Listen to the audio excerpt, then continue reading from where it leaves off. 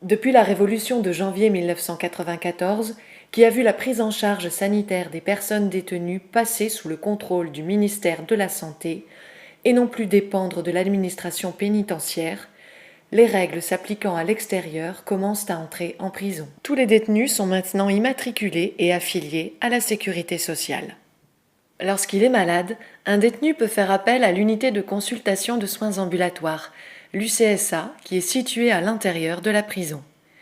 Cette unité est toujours rattachée à l'hôpital le plus proche. Des infirmiers permanents et des médecins détachés y assurent les premiers soins, mais uniquement durant les heures d'ouverture, souvent de 8h à 18h.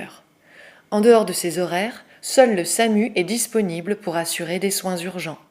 Pour les interventions plus lourdes, la personne détenue va sous escorte, soit à l'hôpital de rattachement pour les hospitalisations de moins de 48 heures, soit vers une des 8 unités hospitalières sécurisées interrégionales, UHSI, pour les durées plus longues. Créées par la loi de septembre 2002 et implantées dans les CHU, ces 8 structures offrent 182 lits en tout et réalisent 32% des hospitalisations. Enfin, un établissement national de santé à Fresnes de 80 lits, véritable hôpital dans la prison, complète ce dispositif pour la santé somatique. Les soins psychiatriques sont pris en charge par les 26 services médico-psychologiques régionaux, les SMPR, qui assurent au sein des maisons d'arrêt les hospitalisations de jour avec consentement. Dépistage, suivi psychologique, lutte contre les addictions sont les missions des équipes des SMPR. Enfin, il existe 6 unités hospitalières spécialement aménagées, UHSA, en charge des hospitalisations psychiatriques avec ou sans consentement, situées au sein des hôpitaux où toutes les tâches sont prises en charge par du personnel médical, hormis la sécurité. Au total, les prisons comptent 2811 personnels de santé. 95% des hospitalisations demandées sont satisfaites selon l'administration pénitentiaire. La personne détenue type est un homme, français et assez jeune. Elle est peu formée et issue des classes populaires. Si la moitié des entrants ont besoin de soins dentaires, les 3/4 de la population carcérale a un état de santé somatique jugé bon lors de l'examen médical à l'entrée en prison. Mais derrière ce chiffre, la prison concentre les problèmes liés à la pauvreté et à la précarité sociale. Le taux de prévalence, c'est-à-dire la proportion d'une population atteinte d'une infection, est 6 fois plus élevé pour le VIH et l'hépatite C. La tuberculose, quasiment disparue à l'extérieur, est 10 fois plus présente en prison. Chaque personne a son enveloppe de cacheton par jour. Et c'est une quoi personne... un cacheton? Alors, le cacheton, c'est les médicaments. C'est les médicaments. C'est mieux, c'est par exemple c'est du Noctran, ça peut être du Nosinant, ça peut être du C'est des Tertian. anxiolytiques, de l'antidépresseur pour la journée et du somnifère pour le soir. C'est des doses de cheval qui donnent pour dire de casser le détenu lui-même, Voilà. pour Tant dire qu'ils qu'il sont ne casse pas abrutis. les couilles à personne. Quels sont vos symptômes? J'ai du mal à dormir, je suis constipée, j'ai pas mes règles. Eh ben voilà, la batterie classique en prison, Cacheton. laxatif, pour les femmes parce qu'elles n'ont pas leurs règles, en général des antidouleurs genre Spasfon, et si vraiment elles sont très angoissées, anxiolytiques. Sinon, somnifère. Et même à des gamines qui n'ont jamais pris de cachet de leur vie. Est-ce que vous avez le sentiment que justement un petit peu cette modification d'établissement s'est accompagnée d'une modification un peu de la tension ambiante ou de l'ambiance générale, ou pour vous c'est pareil? Non, c'est pas pareil. Au niveau de distribution des médicaments, on est un petit peu hors statistique. D'habitude, les statistiques nationales disent qu'entre 40 et 45% des détenus ont un traitement médicamenteux en prison. Là, on est beaucoup plus. On est plus, c'est parce que je crois que dans les montées en charge, les autres établissements pénitentiaires ont envoyé en priorité, j'ai l'impression, les gens qui leur posaient le plus de problèmes. On meurt aussi en prison. Environ la moitié des décès en prison est due au suicide. 106 morts en 2012 pour plus de 1671 tentatives. Les actions de prévention du suicide se heurtent à un contexte carcéral difficile et notamment à la surpopulation carcérale. Le taux de suicide est ainsi presque 7 fois plus élevé en prison qu'à l'extérieur. Mais on meurt aussi de vieillesse et de maladie en prison. Pour les situations très graves, une possibilité de suspension de peine pour raison médicale a été introduite dans la loi il y a plus de 10 ans. Elle a toujours du mal à s'appliquer. Vous savez, oui, les lieux sont effacés. Les lieux sont effacés puisqu'on ne les voit pas, on ne sait pas ce qui s'y passe. Ben, les personnes qui sont dedans s'effacent aussi. Elles s'effacent de la mémoire des gens. Il est très frappant de constater qu'en maison d'arrêt, il y a beaucoup de gens qui viennent voir les détenus. En centre de détention, un petit peu moins, et en maison centrale, beaucoup moins. Avec le temps, les pas s'effacent. Et c'est pas seulement la trace que les gens ont laissée dans notre société qui s'efface, c'est leur personnalité même. Et cette diminution des personnes jusqu'à leur disparition quand il s'agit de suicide, voilà, eh bien, pour moi, évidemment, n'est pas acceptable. Mais il faut donc rester à l'écoute de ces signes-là qui nous montrent cette espèce de basculement infernal. La situation sur le plan psychiatrique est très mauvaise.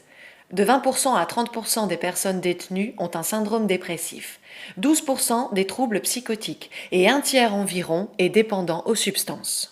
On appelle la désinstitutionnalisation le fait d'avoir fermé des lits de psychiatrie. Et fermer des lits de psychiatrie, c'est mettre dans la rue des gens et les envoyer en prison à terme. Donc on a de très belles courbes avec des interactions où le nombre de malades mentaux en détention est inversement proportionnel à la diminution des lits de psychiatrie. 80 € le prix de journée en détention, 800 € les soins à l'extérieur. Cette situation conduit à une utilisation massive de psychotropes ainsi qu'à une consommation de drogue ou de substituts.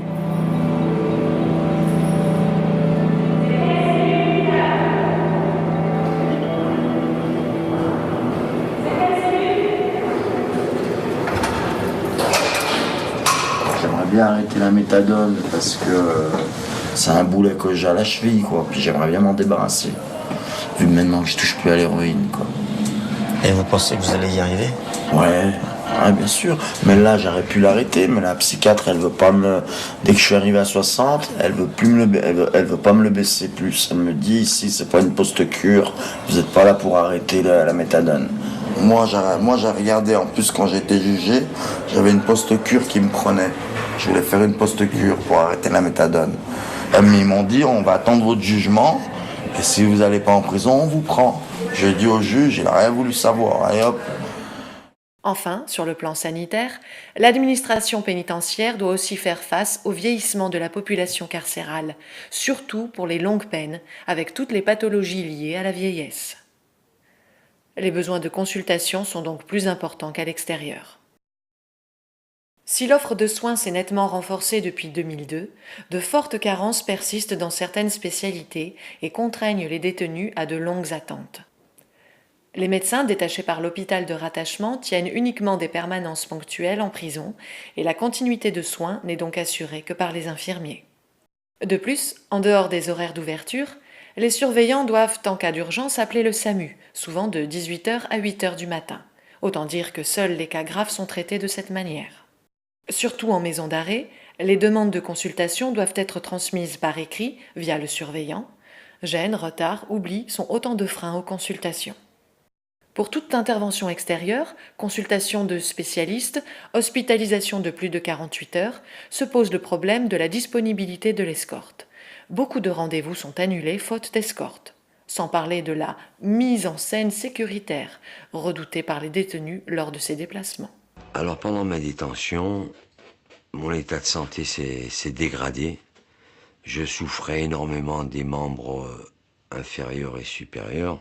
Pour faire sortir un détenu d'une maison d'arrêt à un hôpital, il faut être escorté.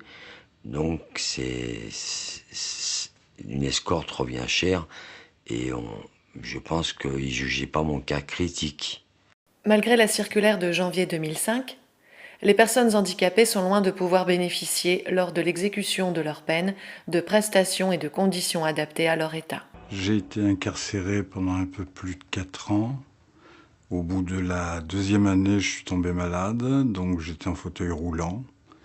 Et la maison d'arrêt n'est pas un endroit pour des gens malades et encore moins pour des infirmes. En théorie, la confidentialité des consultations doit être assurée, quitte à ce que des mesures adéquates de sécurité soient prises pour les détenus dangereux. Mais en pratique, le secret médical est trop souvent violé, car des surveillants sont souvent présents lors des consultations. Pour ceux qui sont atteints de pathologies graves et surtout stigmatisantes, comme le sida, l'ensemble des relations carcérales exerce une pression constante à la divulgation. A l'inverse, l'information aux familles ou aux proches est souvent défectueuse, même en cas de maladie grave. Ça a été un cauchemar, ouais, parce que mon père avait jamais voulu que j'aille le voir en détention et que la seule fois où je l'ai vu en détention, il était mort. Et à aucun moment, l'administration pénitentiaire ne m'a prévenu que mon père était en fin de vie. On m'a prévenu simplement quelques heures avant sa mort. Hein. Ils m'ont appelé à 11h le matin. J'ai eu rendez-vous à 14h. À 13h07, il est mort. Durée d'hospitalisation, distribution des médicaments, soins. Le dialogue est aussi difficile entre personnel soignant et surveillant. Respect des compétences de chacun, mode opératoire et priorités différents. Chacun comprend mal les enjeux du travail de l'autre. Les détenus expriment une certaine méfiance envers le personnel soignant. Le rôle des experts, psychiatres ou autres, est brouillé entre ceux qui aident l'appareil judiciaire à juger et ceux qui soignent. De plus, le fait même d'accepter de travailler en prison se retourne contre le personnel soignant. Est-il bon s'il accepte de venir nous soigner ? S'interrogent les détenus. À l'intérieur de la prison, il est déjà difficile d'assurer la cohérence du parcours médical pour des détenus cumulant des pathologies somatiques, addictologiques ou psychiatriques, à cause de la multitude des intervenants et aux transferts fréquents entre prisons. Et une fois à l'extérieur, la situation sociale précaire du sortant rend la continuité de soins plus difficile. Les problèmes de transmission du dossier médical ne facilitent pas une prise en charge rapide. Si la situation s'est améliorée depuis la loi de 1994, la santé en prison reste un sujet préoccupant. Tiraillé entre les impératifs policiers, judiciaires et médicaux, le droit à l'accès à des soins de qualité et sa mise en pratique est un combat permanent et qui devra s'adapter aux évolutions des années à venir.